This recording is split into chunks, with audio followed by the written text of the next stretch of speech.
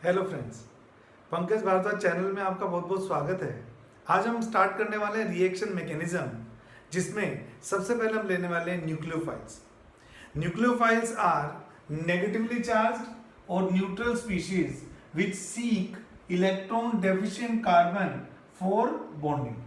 ऐसे negatively charged या neutral species जो इलेक्ट्रॉन डेफिशिएंट कार्बन को ढूंढते हैं और उससे बॉन्डिंग करते हैं, ऐसे स्पीशीज को न्यूक्लियोफाइल्स कहा जाता है। ये एडिशन भी कर सकते हैं और सब्स्टिट्यूशन भी कर सकते हैं, जैसे कि मैंने दोनों एग्जांपल लिखे।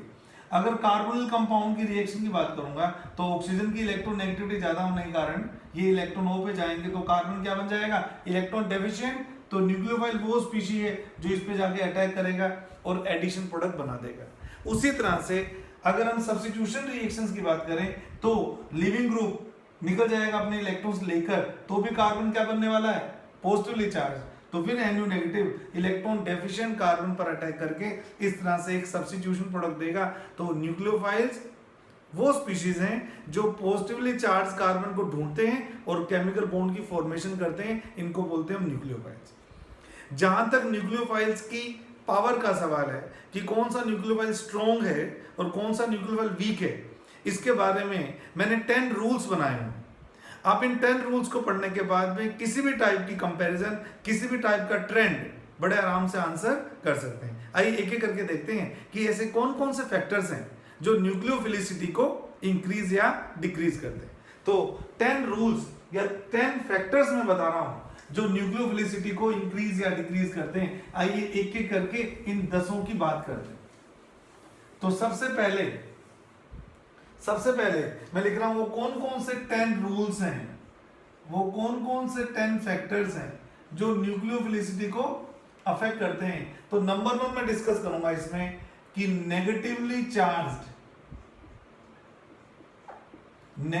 Charge nucleophiles are better over neutral nucleophiles. Negatively charge जो न्यूक्लियोफाइल होते हैं वो बेटर माने जाते हैं, किसकी कंपैरेटिवली, न्यूट्रल की कंपैरेटिवली। यानी कि OH नेगेटिव की न्यूक्लियोफिलिसिटी का मतलब एज ए न्यूक्लियोफाइल अटैक करने की टेंडेंसी वाटर से ज्यादा है। उसी तरह से HS नेगेटिव की H2S से ज्यादा है। सिमिलरली NH2 नेगेटिव की अमोनिया से ज्यादा है। इस तरह से हम अलग अलग स्पीशीज को कंपेयर कर सकते हैं कि किसकी न्यूक्लियोफिलिसिटी किससे ज्यादा है। तो चार्ज वालों की ज्यादा अच्छी न्यूक्लियोफिलिसिटी मानी जाती है। रूल नंबर 2 आता है बच्चों electronegativity rule.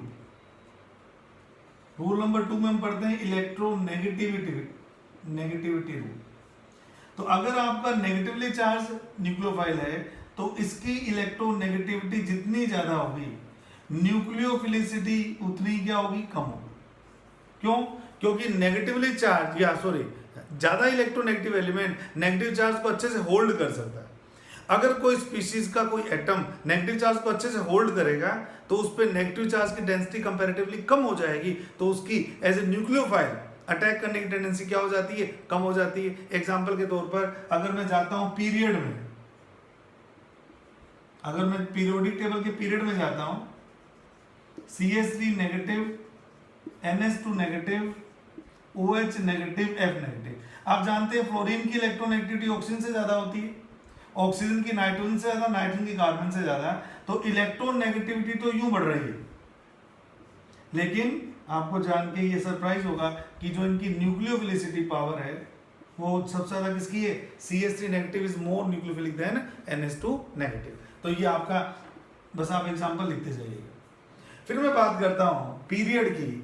Rule number 3 period के बजाय ग्रुप की। अगर मैं बात करता हूं ग्रुप की, तो ग्रुप में ऊपर से नीचे जाते हैं तो न्यूक्लियोफिलिसिटी इंक्रीज करती। जैसे मान लीजिए मैं कहूं FCl और Cl नेगेटिव में, F नेगेटिव और Cl नेगेटिव में Cl ज्यादा अच्छा न्यूक्लियोफाइल है, OH नेगेटिव में और SS नेगेटिव में SS ज्यादा अच्छा न्यूक्लियोफाइल है। इस तरह से जैसे मैं ऊपर से नीचे आऊंगा तो न्यूक्लियोफिलिसिटी क्या होती है, इंक्रीज करती है। तो इस एग्जांपल को आप 5 नंबर और इस एग्जांपल को आप 6 नंबर ले सकते हैं। रूल नंबर 4 की बात कर रहा हूं, ध्यान से सुनेगा, ये बहुत इंपॉर्टेंट रूल है। conjugated base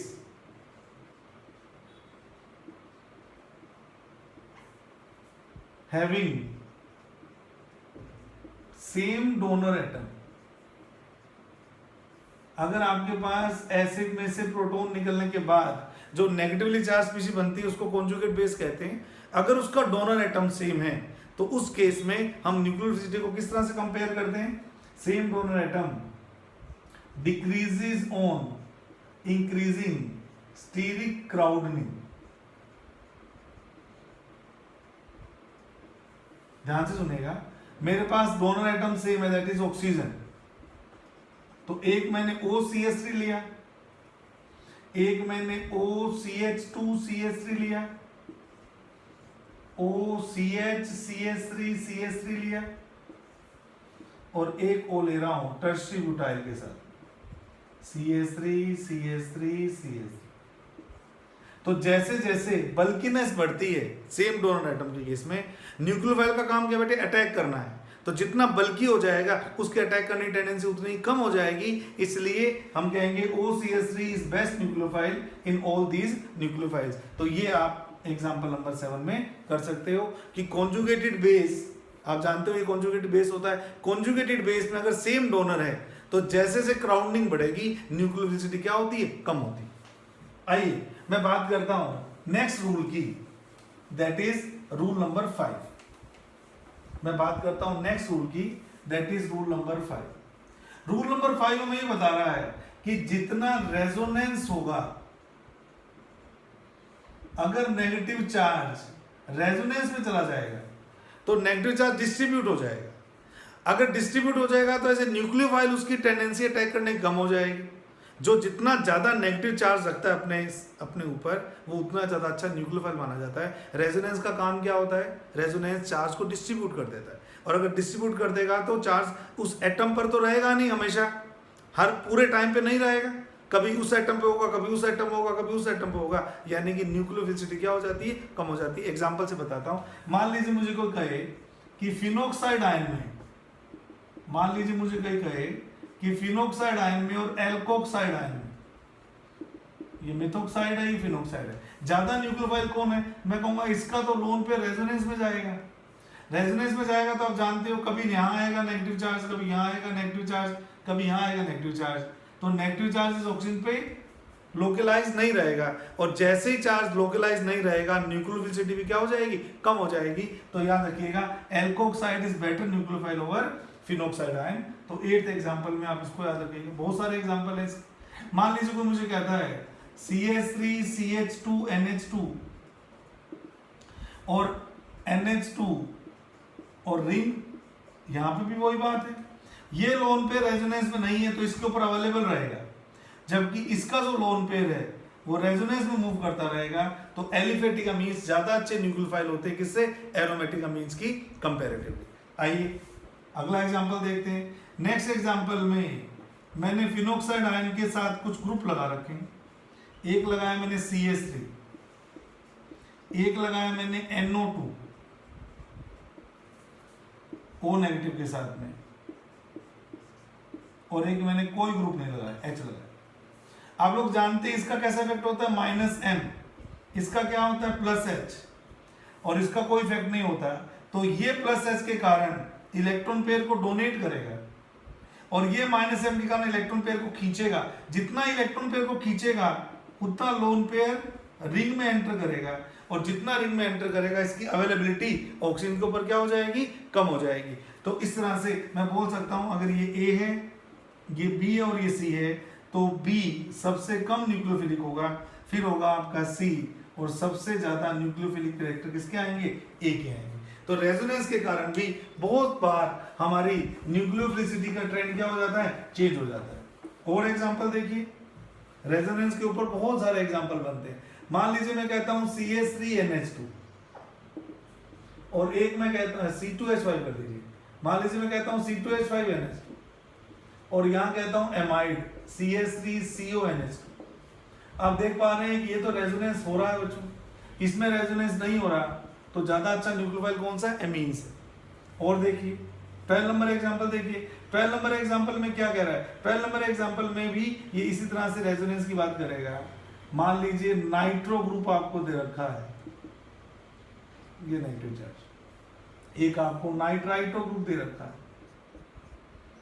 एक आपको नाइट्राइटो ग्रुप दे रखा है।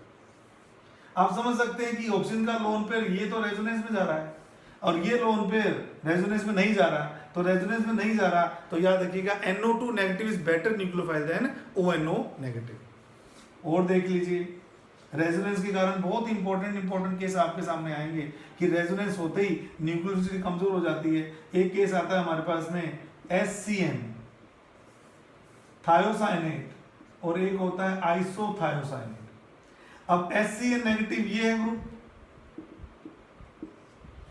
और ये वाला ग्रुप ये है। आप लोग जानते हो इसमें d ऑर्बिटल रेजोनेंस होता है,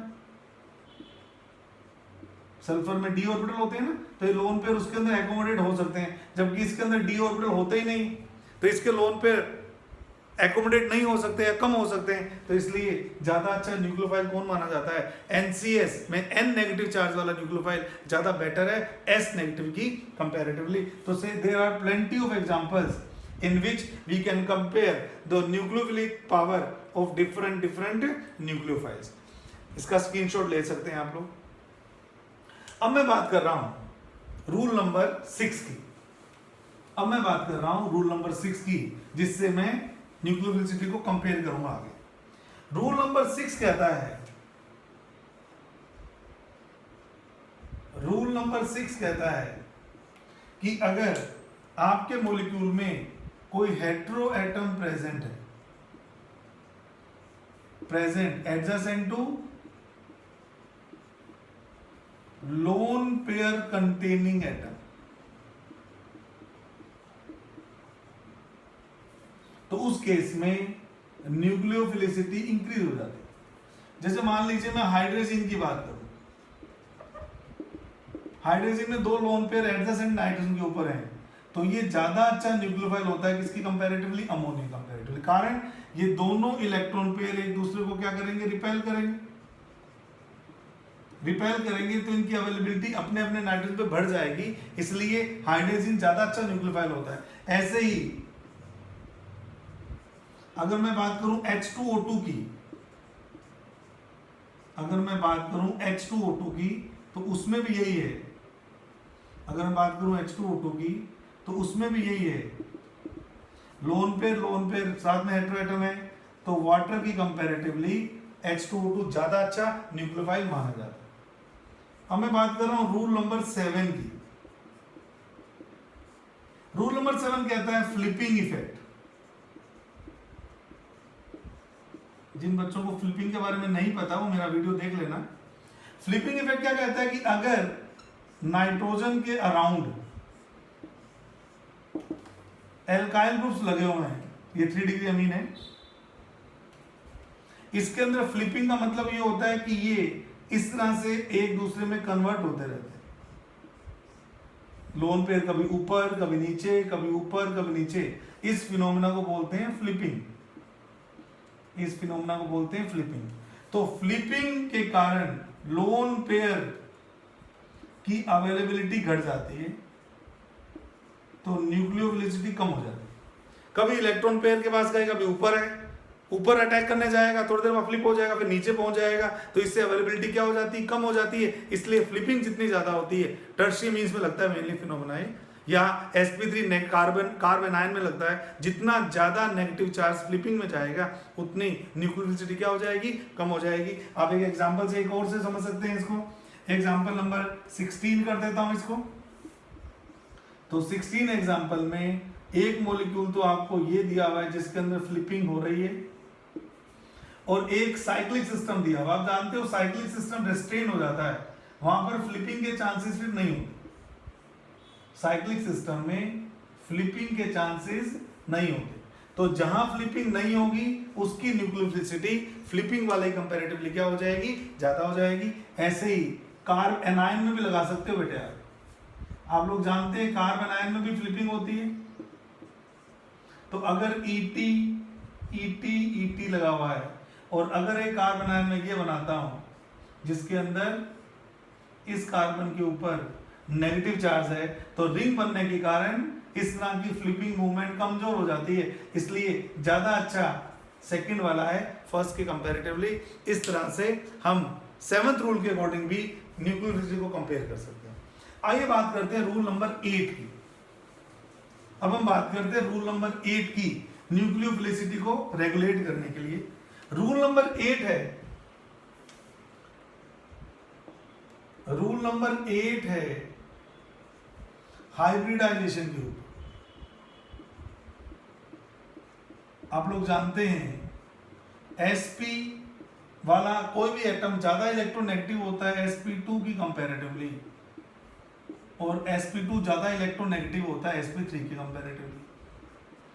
मुझे पता है इलेक्ट्रोनेगेटिविटी और न्यूक्लियोफिलिसिटी एक दूसरे के उल्टे चलते हैं, तो sp3 वाले ज्यादा न्यूक्लियोफिलिक होगा sp2 के कंपैरेटिवली, और sp2 वाला ज्यादा न्यूक्लियोफिलिक होगा sp कंपैरेटिवली। याद रखना है कंपैरिजन सेम एटम ही करना है आपने। जैसे मान लीजिए मुझे कोई कहता है कि ये मैंने लिया पिरिडीन,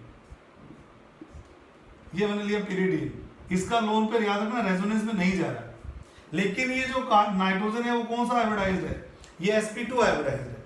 इसकी बजाय अगर मेरे को कोई, इसकी बजाय अगर मेरे को कोई ऐसा दे देता जिसमें ये देखो, अब ये कैसा है sp3 है, पर ये तो रेजोनेंस में चला जाएगा, आप इसको यहां लगा लीजिए ऐसे, या इसको ऐसे कर लीजिए, तो ये sp3 और ये sp2 है, तो इसकी न्यूक्लियोफिलिसिटी ज्यादा अच्छी होगी किसकी कंपैरेटिवली, sp2 की कंपैरेटिवली।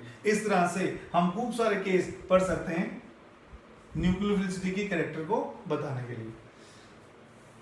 अब मैं बात कर रहा हूं रूल नंबर 9 की, अब मैं बात कर रहा हूं रूल नंबर 9 की, जो है आपके सोलवेंट से रिलेटेड। तो मैं बोल रहा हूं न्यूक्लियोफिलिसिटी का जो ट्रेंड है पोलर प्रोटिक सोलवेंट में रिवर्स होता है पोलर अप्रोटिक सोलवेंट की कंपैरेटिवली। एग्जांपल के तौर पर फ्लोराइड, क्लोराइड, ब्रोमाइड और आयोडाइड, ये न्यूक्लियोफाइल्स है। अगर मुझसे कोई पूछेगा पोलर प्रोटिक सोलवेंट में इनकी न्यूक्लियोफिलिसिटी का ऑर्डर बताओ, तो क्या होगा, iodide is better than bromide, is better than Cl, is better than F। क्यों? पोलर प्रोटिक सोलवेंट वो होते हैं बेटे जिसमें प्रोटॉन होता है। पोलर प्रोटिक सोलवेंट कौन से होते हैं? जिसमें प्रोटॉन होता है, H होता है। तो चाहे वो अमोनिया हो, चाहे वो प्राइमरी एमीन हो, चाहे वो कार्बोक्सिलिक एसिड ही क्यों ना हो, ये सब के सब क्या है, पोलर प्रोटिक सोलवेंट है। ये क्या करते हैं, नेगेटिवली चार्ज आयन के साथ में अट्रैक्शन फोर्स के थ्रू, जिसको हम हाइड्रोजन बॉन्ड कहते हैं, उसके थ्रू इसको स्टेबलाइज कर देते हैं। और अगर स्टेबलाइज कर देंगे या वाटर के केस में कहूँ सोलवेट कर देंगे तो नेगेटिव चार्ज की डेंसिटी बहुत कम हो जाएगी। जैसे अगर मुझे कोई कहेगा फ्लोराइड आयन वाटर में है, तो मैं क्या एज्यूम करूंगा, मैं एज्यूम करूंगा कि फ्लोराइड आयन के अराउंड, फ्लोराइड आयन के अराउंड वाटर के कौन से पोल आ जाएंगे, पॉजिटिव पोल आ जाएंगे। Positive delta, positive delta, positive delta, positive delta, ये सब पॉजिटिव डेल्टा जो है H वाले, वो इसके साथ हाइड्रोजन बॉन्ड बनाने की टेंडेंसी रखेंगे।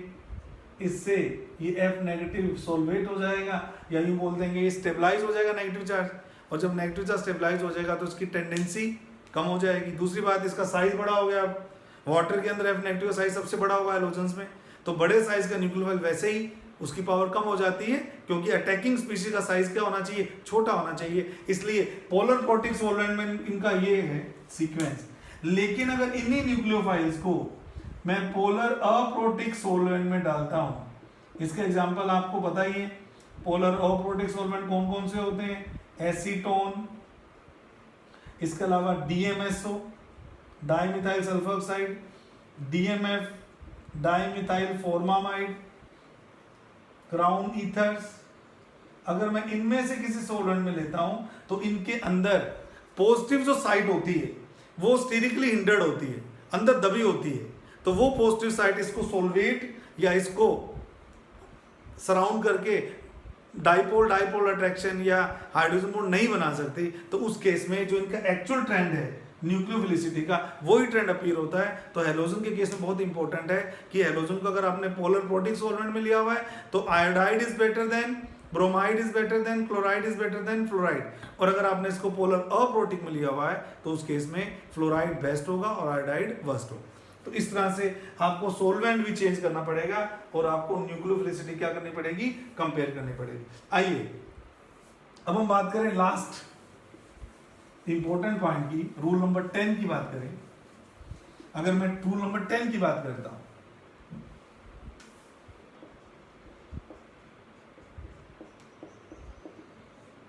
तो जनरली देखा गया है कि नेगेटिवली चार्ज आयंस की जितनी ज्यादा बेसिक स्ट्रेंथ होती है उनकी न्यूक्लियोफिलिसिटी भी उतनी ज्यादा होती है। लेकिन ये मोस्टली केसेस में है, एक्सेप्शन भी है इसके खूब सारे। जैसे मैं मान लीजिए बात करूं, मैं कहूं कि अगर मैं बात करूं एसिटिक एसिड की, अगर मैं बात करूं एसिटिक एसिड की तो ये इस तरह से आयनाइज होगा, इस तरह से आयनाइज होगा CH3COO नेगेटिव। और अगर मैं बात करूं क्लोरो एसिटिक एसिड की तो वो इस तरह से आयनाइज होगा, कोई दिक्कत नहीं है आपको,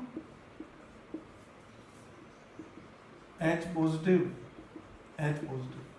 अगर इसको मैं फर्स्ट कॉन्जुगेट बेस मान लूं और इसको सेकंड मान लूं तो मुझे बताइए ज्यादा अच्छा कॉन्जुगेट बेस कौन सा है? स्ट्रॉन्ग, स्टेबल नहीं पूछ रहा, स्ट्रॉन्ग पूछ रहा।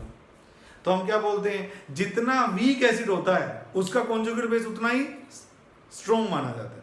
तो क्या आपको पता नहीं है कि इन दोनों में से ज्यादा अच्छा एसिड ये वाला है, क्योंकि इसमें -I वाला Cl लगा हुआ है। तो मैं क्या बोल सकता हूं, इसको एसिड 1 बोल दो बेटा, इसको एसिड 2 बोल दो, तो मैं क्या बोलूंगा, as acid second is more acidic than acid first, तो conjugate base second will be less और poor than that of first.